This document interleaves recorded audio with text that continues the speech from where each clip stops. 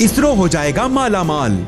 अगर ये तस्वीर खींच ली चंद्रयान 3 ने, जी हाँ, अगर चंद्रयान 3 चांद की सतह पर इस तरह की तस्वीर खींचने में सफल हो गया तो इसरो का नाम पूरी दुनिया में मशहूर हो जाएगा।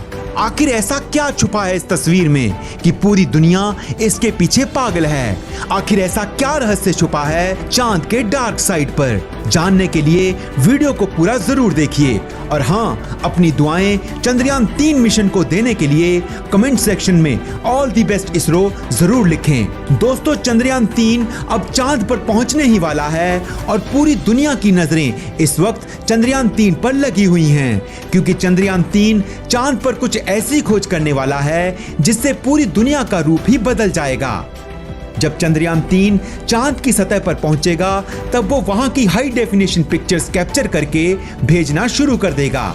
और अगर चंद्रयान 3 की भेजी गई पिक्चर्स में चांद की सतह पर किसी क्रेटर पर बर्फ के रूप में मौजूद पानी का पता लग गया तो यह पूरी दुनिया के लिए एक बहुत बड़ी खोज होगी, क्योंकि नासा ने जब एक के बाद एक अपने कई मिशन चांद पर भेजे तो उसे वहां पानी का नामो निशान नहीं मिला और उसने डिक्लेयर कर दिया कि चांद की सतह पर कोई एटमॉस्फेयर नहीं है और ना ही वहां किसी भी रूप में पानी मौजूद है। लेकिन फिर 2009 में हमारे चंद्रयान 1 ने सबसे पहली बार चांद की सतह पर पानी की खोज की। चंद्रयान 1 के ऑर्बिटर से ली गई पिक्चर्स में चांद के साउथ पोल पर कुछ क्रेटर्स की गहराई में बर्फ के रूप में पानी की मौजूदगी पाई गई। इस खोज ने उस समय पूरी दुनिया को हिलाकर रख दिया। नासा भी चंद्रयान 1 की इस खोज से पूरी तरह से हिल गया था। इसके बाद उसने अपने लूनर मिशन को इस काम पर लगा दिया और आखिरकार उसे भी ये बात माननी ही पड़ी कि चंद्रयान 1 द्वारा की गई खोज बिल्कुल सही है और चांद पर बर्फ के रूप में पानी मौजूद है। इसके बाद चंद्रयान 2 भले ही पूरी तरह से सफल नहीं हुआ, लेकिन इसके बावजूद भी इस मिशन ने भी चांद की सतह पर पानी की मौजूदगी कंफर्म की थी। अब इस मिशन को एक कदम और ले जाने का काम चंद्रयान 3 के हाथों में है, क्योंकि चंद्रयान 3 को चंद्रयान 2 का फॉलो अप मिशन कहा जा रहा है, जो कि चंद्रयान 2 के अधूरे काम को पूरा करेगा। और चांद की सतह पर पानी की खोज करना इस समय दुनिया की सबसे बड़ी डिस्कवरी होगी। आपको मनोज कुमार का वो गाना तो याद ही होगा, जब जीरो दिया मेरे भारत ने, दुनिया को तब गिनती आई। जी हाँ, क्योंकि भारत के फेमस मैथमेटिशियन आर्यभट्ट ही वो पहले शख्स थे जिन्होंने जीरो की खोज की थी और आज यही जीरो हर कैलकुलेशन का इम्पोर्टेंट पार्ट है। और जब बात आमदनी की हो तो कमाई में जितने जीरो, बंदा उतना बड़ा हीरो। अब अगर भारत का चंद्रयान 3 चांद पर पानी की खोज करने में सफल हो गया तो यह खोज भी जीरो की खोज की तरह ही रेवोल्यूशनरी साबित होगी।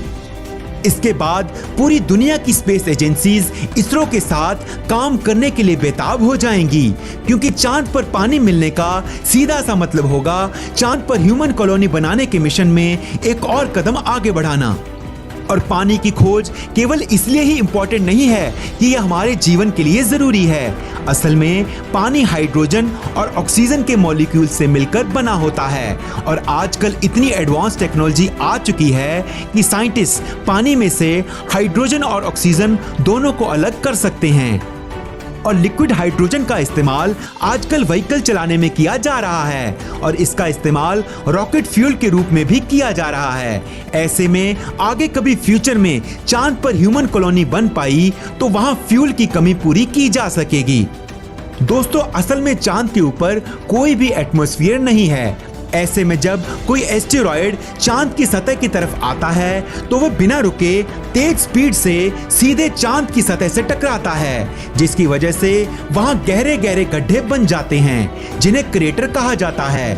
और यह क्रेटर बहुत ज्यादा गहरे होते हैं, कुछ तो इतने गहरे हैं कि इनमें कभी सूरज की रोशनी नहीं पहुंच पाती।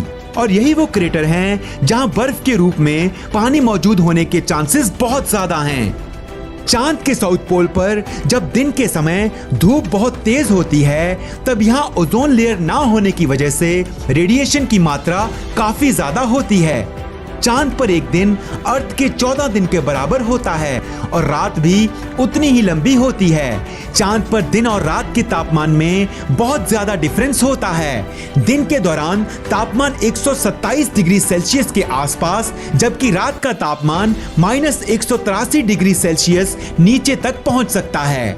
अब ऐसे में पूरी उम्मीद है कि यहाँ के कुछ क्रेटर्स में जहाँ कभी भी सूरज की रोशनी नहीं पहुंच पाती, वहाँ बर्फ के रूप में पानी मौजूद हो सकता है। और ये सभी क्रेटर चांद के डार्क साइड यानी कि फार साइड साउथ पोल पर मौजूद हैं।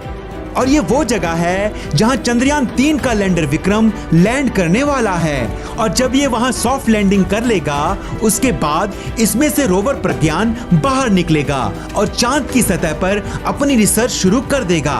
और अगर उसे वहां किसी क्रेटर में पानी मिल गया तो यह एक ऐसी खोज होगी जिससे पूरी दुनिया का फ्यूचर डिसाइड हो सकता है। जानते हैं कैसे? वो ऐसे कि अगर चांद पर पानी मिल गया तो चांद पर ह्यूमन बेस बनाना मुमकिन हो जाएगा। और ऐसे में अगर चांद पर से ही मार्स के लिए रॉकेट भेजा जाए तो उसमें काफी कम खर्चा आएगा, क्योंकि जब किसी रॉकेट को पृथ्वी से स्पेस में भेजा जाता है तो पृथ्वी के ग्रेविटेशनल फोर्स के एरिया से बाहर निकलने के लिए उसे बड़े बड़े और पावरफुल रॉकेट की जरूरत पड़ती है। इसमें काफी मात्रा में फ्यूल भी जलता है, लेकिन चांद का ग्रेविटेशनल फोर्स बहुत वीक है। ऐसे में चांद से मार्स पर रॉकेट भेजने में खर्च काफी कम हो जाएगा। और इस तरह हम चांद के साथ साथ मार्स के भी बहुत पास पहुंच जाएंगे। और जब ट्रांसपोर्ट सस्ता होता है तो बिजनेस भी बढ़ता है। और इसके अलावा स्पेस को स्टडी करने के लिए हमारे पास बेहतर मौके मौजूद होंगे। हम अलग अलग प्लैनेट्स पर जाकर स्पेस के बारे में जानकारी जुटा पाएंगे। और इस तरह से भारत का चंद्रयान 3 मिशन केवल एक आम मून मिशन नहीं है, बल्कि एक गोल्डन फ्यूचर की तरफ उठाया गया एक बड़ा कदम है। इसके अलावा चंद्रयान 3 चांद की सतह पर मौजूद मिनरल्स और मेटल्स को भी पता लगाएगा, जिससे स्पेस माइनिंग का काम आसान हो जाएगा। और चांद की सतह पर मौजूद मेटल्स को धरती पर लाकर हम उनका इस्तेमाल कर पाएंगे। इस तरह से चंद्रयान 3 मिशन भारत के लिए एक बहुत ही बड़ा मिशन साबित हो सकता है, जो कि भारत के इतिहास और फ्यूचर को हमेशा के लिए बदल कर रख देगा। दोस्तों, आपको ये इंफॉर्मेशन से भरी वीडियो कैसी लगी हमें कमेंट्स में जरूर बताएं। और हाँ, अपनी दुआएं चंद्रयान 3 मिशन को देने के लिए कमेंट सेक्शन में ऑल द बेस्ट इसरो जरूर लिखें।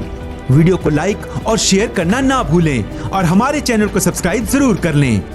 हम आपसे मिलेंगे अगले फैक्ट्स और नॉलेज से भरपूर वीडियो में। तो तब तक के लिए दिल से धन्यवाद।